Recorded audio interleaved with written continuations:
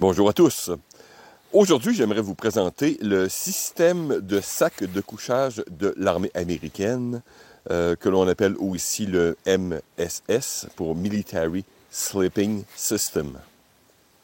Ce système est actuellement utilisé par l'armée américaine et est décliné, on pourrait dire, en deux variantes.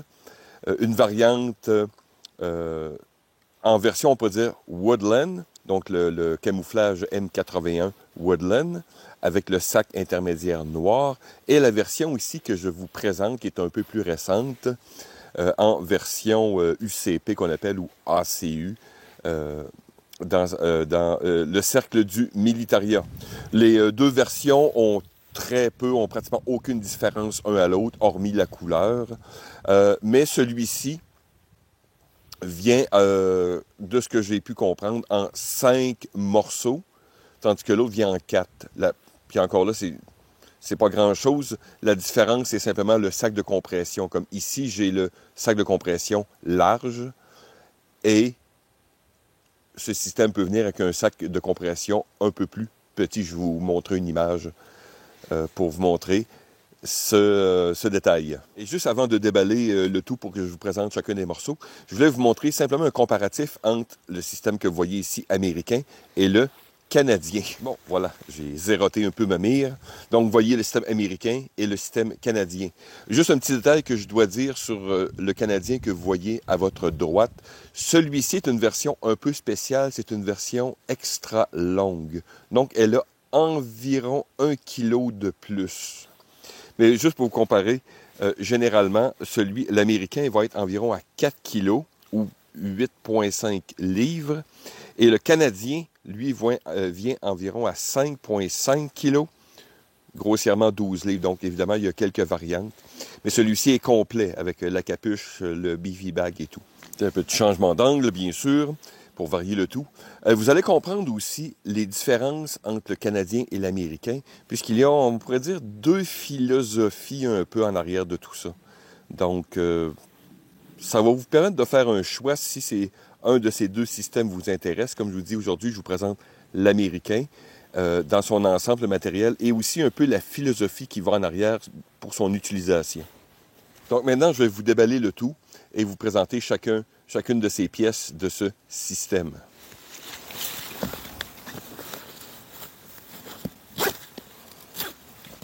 Donc la poche de compression, comme vous la voyez là actuellement, vous avez 4 sangles verticales et 2 horizontales. Et 2 de ces sangles ont des boucles détachables. Petit détail, j'espère que je me suis bien centré. Je ne suis pas très sûr, mais le couvercle, on pourrait dire, se replie de cette manière. Oups. Donc, vous avez une bande ici, vous voyez, une bande de scratch, comme disent mes amis français. Donc, je ne suis pas très sûr, mais bon, voici une fonction. Donc, corde et barillet ici en haut, vous avez un rabat. À l'arrière, voyez-vous, vous avez poignée. Et on sort le tout. On va mettre ça de côté. Et voilà maintenant le sac de couchage dans toute sa gloire. Donc, vous avez bien sûr le bivy que vous voyez ici en UCP ou ACU. Le sac de couchage a une ouverture d'un seul côté. Donc, on pourrait dire, quand vous êtes à l'intérieur de votre côté droit, à votre droite. Hop. Donc, voilà. Sur le bivy, vous avez une couverture intégrale de la tête avec un velcro qui ferme entièrement la tête. Sur le côté, vous avez bien sûr un rabat avec des boutons pression. Et vous allez voir, c'est tous des copier-coller. Donc, chacune des couches ont les mêmes boutons pression qui s'attachent un sur l'autre. Donc, c'est simplement enlever le BV. Vous détachez les boutons pression en haut de la fermeture éclair du premier sac, ou du sac extérieur, ou le sac de patrouille qu'on appelle dans ce cas-ci. Donc, en haut et en bas.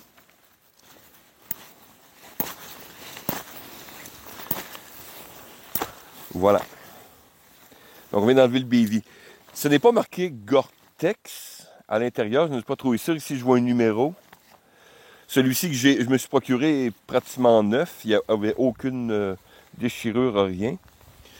Mais bien sûr, c'est l'équivalent du Gore-Tex. Donc, il pèse environ 1 kg, 2,2 livres.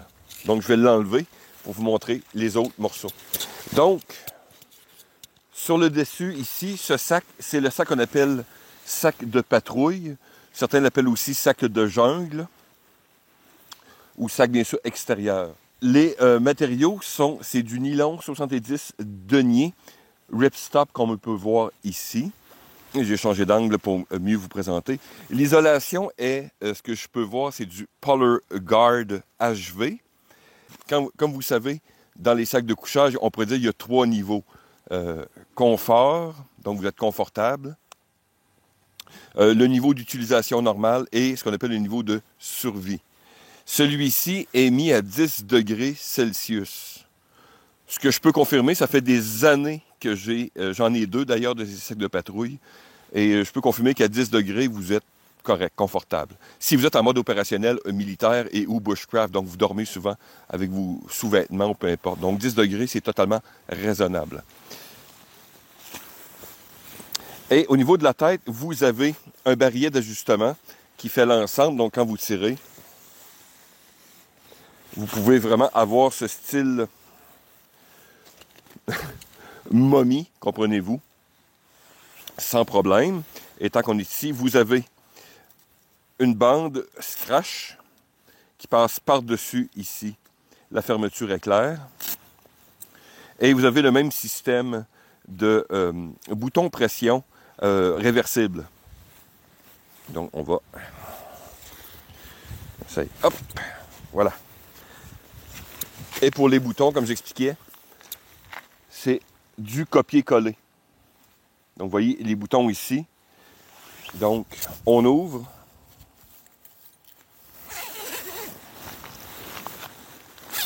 Hop. Remarquez le rabat qui passe en dessous, donc qui va couvrir toute fuite d'air au niveau de la fermeture éclair. Et à l'intérieur, vous avez ce qu'on appelle le sac intermédiaire, attaché de la même manière que ces boutons. Donc on va détacher le tout. Beaucoup plus facile que le sac de couchage canadien. Hop, il en restait un là. Bon, voilà. Donc voyez-vous, maintenant ici à l'intérieur, on a l'intermédiaire. Donc je vais enlever le sac de patrouille pour vous présenter l'intermédiaire. Donc voici le sac intermédiaire. Le sac intermédiaire est légèrement plus petit, bien sûr, que le sac de patrouille, pour des raisons évidentes, pour garder la chaleur plus près de votre corps. Aussi, c'est des matériaux similaires, sauf qu'ils sont à peu près doublés. Donc ici, on a un poids de près de 2 kg, donc 4,2 livres environ. Il est à noter que au niveau des pieds, vous pouvez le sentir, les matériaux isolants ont été doublés. Donc, petit détail intéressant. Maintenant, au niveau de la tête, on est juste un peu plus sophistiqué. Même système d'ouverture, même rabat ici. Sauf qu'à l'intérieur, vous avez une bavette ou une jupette, si on peut se permettre. Avec, donc, à l'avant et à l'arrière, vous avez un repli bande velcro qui vous permet de mettre, donc refermer la bavette autour de vous. Je ne sais pas si on voit bien la caméra, mais voilà. Et si vous n'utilisez pas la bavette, vous pouvez simplement la replier pour ne pas vous accrocher dans les scratchs. Et vous avez 2 systèmes dans ce cas-ci pour la tête, 2 barillets encore au même niveau. Un qui passe un peu spécial, qui va comme en longueur ici. Vous voyez le passant qui courbe ici, donc le plus haut, va comme tirer votre tête vers là. Il faudrait peut-être que je referme le sac de couchage, mais je crois que vous comprenez assez bien. Et le deuxième, bien sûr, fait le tour tout simplement à l'avant ici. Donc, légèrement différent du sac de patrouille, mais totalement compatible. Donc, en hauteur et en largeur. Donc maintenant, je vais simplement réassembler le sac. Donc, sac de patrouille. On fout ça au bout.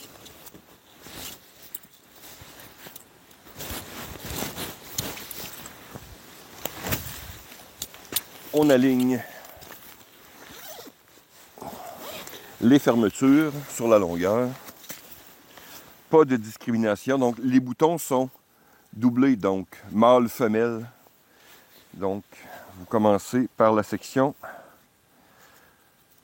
Évidemment, comme vous pouvez le voir, le sac peut être utilisé sans boutonner le tout. C'est à votre goût. Mais c'est un système qui était fait pour les opérations, entre autres militaires et rapides. Donc, quand vous montez d'une certaine manière votre fermeture, vous la tirez d'un coup, la fermeture s'ouvre assez rapidement. Donc, c'est fait pour les ouvertures. Oh, pardon, mon micro est tombé. Bon, désolé. Petit problème avec mon micro. Donc, voilà. Le système est conçu pour être ouvert, pour s'ouvrir rapidement si vous donnez un grand coup. Donc, tout simplement. Je vais faire attention avec mon micro. La graffe n'est pas très, très solide. Hop. Bon, maintenant, vous avez vu comment ce système fonctionne. Juste en passant, vu que j'avais 2 sacs de patrouille, j'ai essayé d'ajouter un deuxième sac de patrouille et ça fonctionne très bien. Donc, sac intermédiaire, sac de patrouille et un deuxième sac de patrouille et le BV. Donc, oui, ça fonctionne. Ça commence à faire un petit peu beaucoup de couches sandwich, mais simplement pour vous dire que ça fonctionne. Maintenant, comprendre les usages et évidemment les avantages et désavantages. Bon, je vais aller avec les usages. Comprenons bien que d'un point de vue militaire, dans l'armée, généralement, on ne dort pas un beau 8-9 heures. Les pièces d'équipement sont faites pour environ 4 heures. OK? Ce qui est une moyenne militaire tout à fait acceptable. Donc, ce système est conçu dans cet esprit. Aussi, la majorité des soldats vont coucher avec leur niveau 1, 2, voire, entre autres, dans le cas de l'armée américaine, avec le niveau 7, par exemple, ce qu'on appelle l'habit marshmallow, un habit que j'ai d'ailleurs, que je vous présenterai éventuellement. Plusieurs personnes vont ajouter, par exemple, une doublure en laine polaire. Ce qui est communément utilisé dans l'armée, c'est ce qu'on appelle les woobies ou les couvertures militaires. L'armée canadienne en a, l'armée américaine en a. Je préfère celui de l'armée américaine. Plus léger, en tout cas. Peu importe, j'en ferai une vidéo d'ailleurs qui est en préparation. Donc, vous pouvez vous glisser à l'intérieur avec un woobie, une autre couverture, peu importe, même une couverture de laine, peu importe quelle est votre utilisation, et bien sûr coucher avec plusieurs couches de vêtements. Et méfiez-vous, j'ai vu plusieurs vendeurs. Pardon. J'ai des problèmes de micro, j'espère que l'audio va être bon. J'ai vu plusieurs vendeurs sur des sites marquer que c'est un système bon pour moins 40 Celsius. En survie, oui, mais sûrement pas en mode confortable ou normal. L'ensemble, on pourrait dire, et je vais me fier à d'autres anciens militaires américains, si on parle de confort correct militaire, on pourrait aller dans le moins 20 en poussant à moins 25. Si vous couchez à la militaire avec votre niveau 7, là, vous pouvez commencer à descendre beaucoup plus. Mais faites attention aux vendeurs qui mettent moins 40. Ce n'est pas un système uniquement, pour son utilisation unique de cette manière-là, ce n'est pas un sac de couchage moins 40. C'est plus un moins 20. Et bien sûr, d'autres avantages, si je le compare bien sûr, celui que je connais, celui de l'armée canadienne. Vous avez vu que c'est un système qui est plus modulaire. C'est plus facile, exemple, si pour le faire sécher ou pour faire d'autres paramètres de mission. Donc, c'est plus facile d'enlever, simplement, garder le sac de couchage de patrouille, enlever le BV, juste prendre le BV seulement pour aller en patrouille. Donc, c'est un système qui est plus rapide à changer, avec, comme vous pouvez voir, avec certaines limitations. Donc, vous avez une ouverture d'un seul côté. ce qui n'est pas vraiment un problème pour la majorité des gens, mais c'est ainsi. Et bien sûr, l'autre avantage, c'est le poids. Donc, vous avez vu, on pourrait dire que c'est environ 33% plus léger. Donc ici, la technologie, oui, c'est du PolarGuard, pardon, comparativement à du duvet. Autre avantage aussi, c'est que quand vous avez du synthétique, comme tout bon militaire, vous prenez votre matériel quand vous revenez en mission et vous sacrez ça dans la laveuse. Le duvet, c'est complètement différent. Ça va aller dans le nettoyage à sec. C'est beaucoup plus compliqué. Donc, il y a des avantages, comprenez-vous, et des inconvénients. C'est à vous de choisir si c'est une pièce d'équipement de même pourrait vous être utile sous une forme ou une autre. Et maintenant, d'un point de vue, on pourrait dire militaria, d'achat, je regarde entre autres beaucoup les sacs de couchage de l'armée canadienne. Je vois des prix qui varient beaucoup selon si vous le prenez 1, 2, 3, 4, 5, 6, 7 morceaux. Et celui-ci. Un système complet canadien actuellement, là, si vous êtes bon négociateur, vous pouvez vous en trouver. J'en ai vu actuellement, là, juste avant de faire cette vidéo-là, à environ, disons, 125, 150 $. Évidemment, c'est selon les dates, selon l'État. Mais on pourrait arrondir le tout, là, si vous avez un sac comme je vous ai présenté en début de vidéo, disons 200 $. L'Américain, selon la version, soit en M81 Woodland ou ici en UCP, je n'ai rarement vu en bas de 200 $. Moi, j'ai réussi à construire ce sac de couchage américain à beaucoup moindre, puisque j'ai attendu pratiquement pour acheter chacun des morceaux individuellement. Mais j'ai vu certains sites canadiens le vendre au complet, environ à 235, je l'ai vu encore 260. Donc, voyez-vous ici, c'est selon. Autre détail pendant que j'y pense. Comme vous savez, je mesure 6 pieds 2, 1,88 m. Ce sac est limite. Et quand je dis limite, je ne dis pas que je suis étranglé comme un saucisson à l'intérieur. Non. Mes pieds en bas, comprenez-vous, ça étire pas. Mais je suis vraiment limite. J'ai regardé d'autres commentaires d'autres personnes.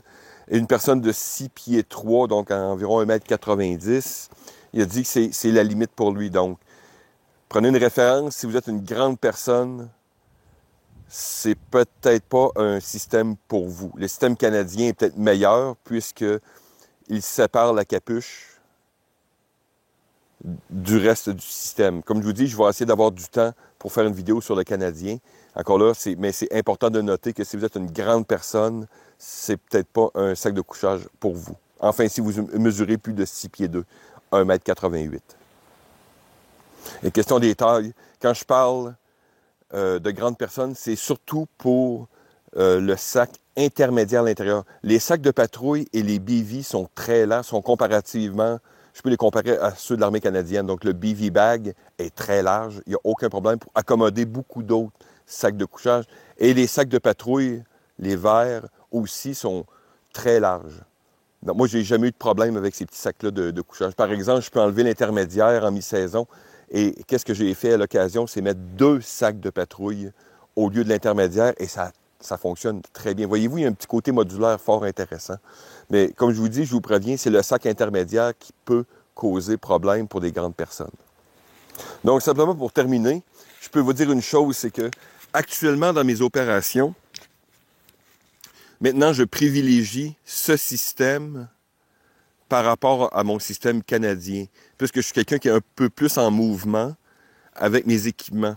Donc, c'est moins pesant, c'est plus compact dans mes équipements, et avec le reste de mes équipements, tentes et tout, je peux vous dire qu'il n'y a aucun problème d'un point de vue survivaliste. Donc, pour l'instant, je privilégie celui-ci quand je vais être en mouvement, et mon Canadien, je vais le garder, on pourrait dire, en mode plus statique. Donc, voilà.